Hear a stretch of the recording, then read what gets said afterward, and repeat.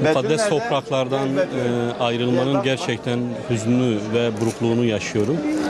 Ama buradaki dostlara da kavuşmanın da aynı şekilde sevincini yaşıyorum şu an. Eğer oradaki havayı sorarsanız, oradaki teneffüs edilen o manevi havayı sorarsanız, öyle bir manevi havayı şahsen ben şu ana kadar hiçbir yerde bulamadım. Oradaki Mescid-ül Haram'ın havası, oradaki ibadetgahların havası gerçekten bambaşkaydı. Orada elde edilen haz kesinlikle hiçbir yerde elde edilemiyor, hissedilemiyor. Netice itibariyle Ka'betullah, Allahu Teala'nın evine misafir oluyorsun ve gece gündüzünü orada geçiriyorsun. Yani hiçbir şekilde işte bugün ben saat 12'dir, 1'dir, 3'tür evime döneyim veyahut da kaldığım yere döneyim diye bir duygu taşımıyorsun. Saat gecenin 3'ünde, 4'ünde, 5'inde milyonlarca insanın orada olduğunu ve aşıklar gibi Ka'betullah'ın etrafında pervaneler gibi döndüklerini görüyorsun. İnan duyguları ben kelimelerle ifade edemiyorum. Hakikaten birçok kez gittik geldik. Fakat ne hikmetse bu defa biraz daha çok kalabalık olmamız hasebiyle hem daha biraz farklıydı. Bir de sezondu, yoğundu. Çok büyük bir düzen, intizam ve arkadaşların da sağ olsunlar katkılarıyla çok farklı genç kardeşlerimizin de hatip kardeşlerimizin de katkılarıyla çok müthiş bir program yaptık. Ben sadece şunu söylemek istiyorum. Benden ziyade yani ben grup hizmetkarı olduğum için benden ziyade arkadaşların duygularını alsanız da ben duygularımı şöyle söyleyebiliyorum. Ben diyorum ki bu anlatılmaz, yaşanır. Ben sürekli yaşıyorum. Bir de arkadaşlara bir sorsanız daha iyi olur. İsmim Ali Bulut.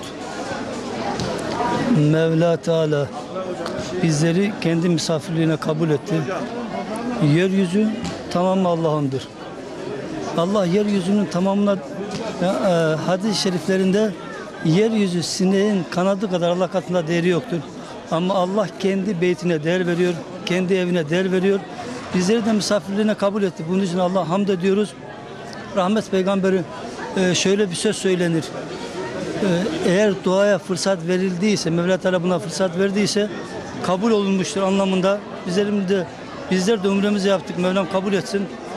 Elhamdülillah bize o yerleri, o kutsal toprakları nasip eden Allah'a binlerce şükür, sonsuz hamd olsun. Elhamdülillah o güzel yerler çok hoştu.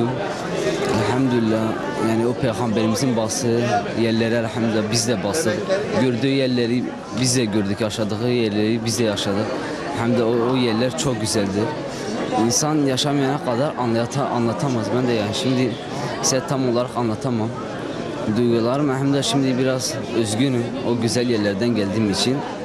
Son sözüm de Allahu Teala bütün Müslümanlara, bütün ümmeti Muhammed'e nasip etsin. Allah hamdolsun, Allah hamdü seneler olsun, şükürler olsun. Gerçekten öncelikle şunu anladık, Allah tarafından davet edilmişiz. Davete icabet ettik. Allah'a binlerce kez şükürler olsun. Çok faydalı oldu. Ama şunu belirtmek istiyorum. Allah hamdolsun ki İnzar grubuyla gittik. Abdurrahman hocamız vardı, Abdullah hocamız vardı başımızda. Yani bu hocalarımızın başımızda olması bizim için gerçekten yani bir farklı bir değerdi. Çünkü biz orada karşılaşıyorduk. Başka kafilelerle de karşılaştık. Yani getiriyorlardı, onları bırakıyorlardı. Bir iki gün bir şey gösteriyorlardı, bırakıyorlardı. Elhamdülillah hocalarımızın katkılarıyla her gün sohbetlerimiz olsun. Ondan sonra Hazreti Resulullah'ın ayağını değdiği mekanlar olsun, kutlu mekanlar olsun. Hepsini gezdik, hepsini dolaştık. Önceleri mesela Umre'ye gelenler dönüşlerine diyorlardı ki bir daha geleceğim imkanım varsa. Biz de hani biraz şaşırıyorduk. Niye öyle diyorlar? Gerçekten de bu bir gerçek. Yani elhamdülillah ve şu anda içimiz kıpır kıpır Mekke, Medine hasretiyle yanıyoruz şu anda. Mevla nasip ederse inşallah bir daha